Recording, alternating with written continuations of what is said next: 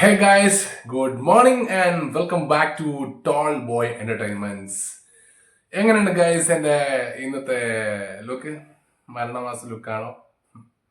ഞാൻ മരണമാസ ലുക്കില്ലെങ്കിലും ബേസിൽ ജോസഫ്, രാജേഷ് മാധവൻ തുടങ്ങിയവർ പ്രധാന കഥാപാത്രങ്ങൾ അവതരിപ്പിക്കുന്ന മരണമാസ് എന്ന സിനിമയുടെ ട്രെയിലർ റിലീസ് ആയിട്ടുണ്ട്.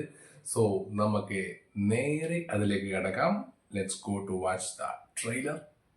Start. Subjects in this trailer. What? Subjects in the trailer. സിനിമയുടെ മെയിൻ സബ്ജക്റ്റ് ഒക്കെ ഈ ട്രെയിലറിലൂടെ മനസ്സിലാവുന്നതാണോ? എന്തായാലും കണ്ടു നോക്കാം. രാജേഷ് മാധവൻ ഒരു വെറൈറ്റി ലുക്കിലാണല്ല. ടോവിനോ തോമസ് പ്രസൻസ്. ഓ, ഫസ്റ്റ് ലുക്ക് പോസ്റ്റർ ഇറക്കി നടക്കാനേ എനിക്കത് ലുക്കാ ബേസിൽ ജോസഫ്. Babu Antony, angry youngstar. എടാ അത് കലക്കിട്ടാ, ആംഗ്രി യങ്സ്റ്റാർ ബേസിൽ ജോസഫ്. എനിക്ക് തോന്നുന്നു റീസെന്റ് ഇറങ്ങിയ ഒരുപാട് പടങ്ങളില് ബേസിൽ ജോസഫ് മൊത്തം ഒരു ദേഷ്യക്കാരനായിട്ടുള്ള, എന്നാൽ ആ ദേഷ്യം മൊത്തം കോമഡി ആയിട്ട് മാറുന്ന ഒരു ടൈപ്പ് ക്യാരക്ടറാണ് പൊതുവെ. ഇപ്പൊ എനിക്ക് തോന്നുന്നു നമ്മുടെ ജയ ജയ ജയ മുതൽ ഇങ്ങോട്ടേക്ക് നോക്കുകയാണെങ്കിൽ എല്ലാം ഭയങ്കര ആംഗ്രി ക്യാരക്ടേഴ്സ് ആണ്, എന്നാൽ എല്ലാം കോമഡിയിലാണ് അവസാനിക്കുക. അത്തരം ക്യാരക്ടറാണ് പുള്ളി ചെയ്തിട്ടുള്ളത്. അതോടായിരിക്കും മേ ബി ഇത് കൊടുത്തത് കേട്ടോ. നല്ല രസമുണ്ടായിരുന്നു. എന്തായാലും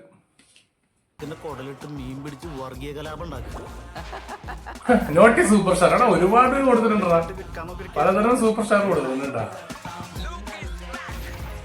ഓ, വിഷ്ണു ഗോവിന്ദിന്റെ ഓഡിയോഗ്രാഫിയാണ് പൊളിക്കും.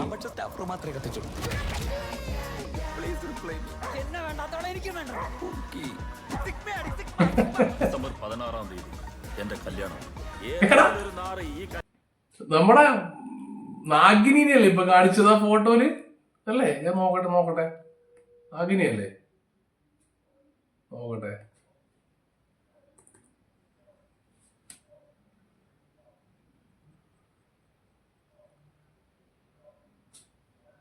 എടാ നാഗിനി, അത് കൊള്ളാം. നാട്ടിൽ ഭീതി പരത്തിയ സീരിയൽ കില്ലറെ ജീവനോടെയോ അല്ലാതെയോ പിടിച്ചു നൽകുന്നവർക്ക് 10 ലക്ഷം രൂപ പാരിതോഷികം പ്രഖ്യാപിക്കുകയാണ്. കൊലച്ചിരിയുടെ ഓളങ്ങളിൽ ചോര കൊണ്ട് കവിത രചിക്കാം. ഒരു തേങ്ങലിന്റെ അക്കത്ത് ചുറ്റിക കൊണ്ട് ചുഴറ്റിയടിക്കാം. നീ മരിച്ചതായി ഞാനും, ഞാൻ കൊന്നതായി നീയും കണക്കാക്കുക. കടലിൽ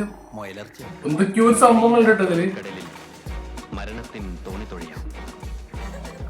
പുനർജന്മങ്ങളിൽ നീ ബലിക്കാക്കിയായി വാനിലുയരുമ്പോൾ ദൂരെ നിന്നും ഞാൻ വെടിവെച്ചിടും.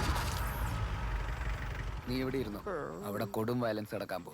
അത് കണ്ട നീ പേടിക്കും. April 14 release. Get ready. We are ready.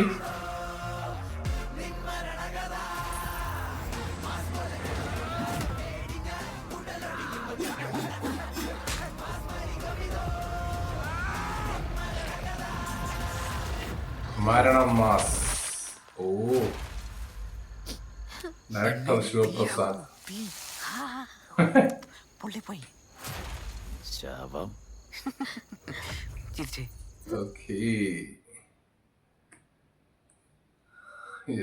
അപ്പോ ഏപ്രിൽ 14 സംഗതി റിലീസ് ആവുന്നത്. ഏതായാലും പടം അത്യാവശ്യം കിട്ടാൻ ചാൻസ് ഉണ്ട്.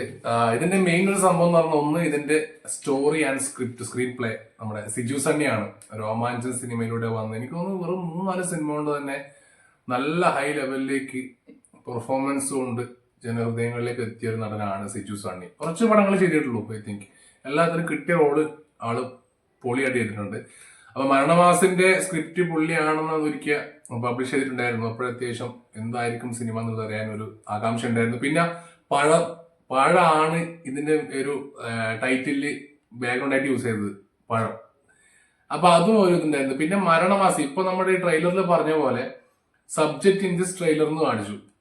കാരണം മരണമാസ്, ആ മരണമായി ബന്ധപ്പെട്ട സംഭവങ്ങളുണ്ട്. എനിക്ക് തോന്നുന്നു ഒരു കാര്യം ഉറപ്പാണ്, ഇതൊരു കംപ്ലീറ്റ് എന്റർടൈനർ ആയിരിക്കും, പക്ഷെ അതേപോലെ നല്ലൊരു ത്രില്ലർ ആയിരിക്കും.